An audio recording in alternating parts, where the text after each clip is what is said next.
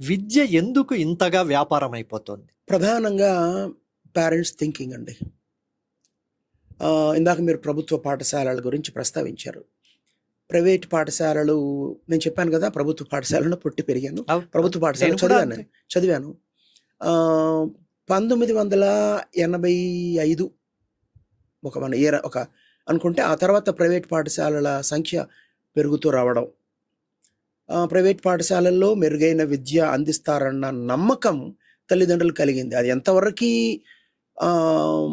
Reality పైన ఆధారపడింది, ఎంతవరకు పర్సెప్షను, కేవలం అభిప్రాయం, వాస్తవానికి అభిప్రాయానికి ఎంత తేడా ఉంది అనేది పెద్ద చర్చనీయాంశం.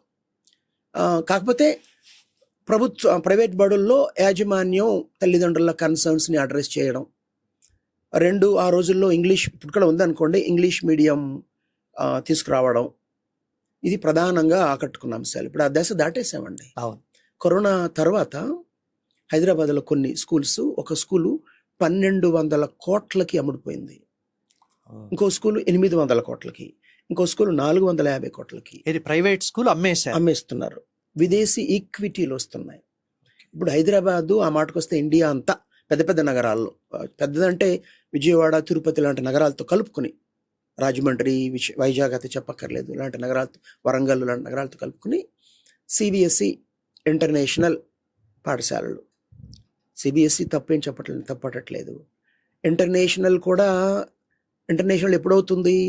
విదేశాల నుంచి విద్యార్థులు రావాలి, టీచర్లు రావాలి, కనీసం కరికులం కావాలి, మెథడాలజీ కావాలి.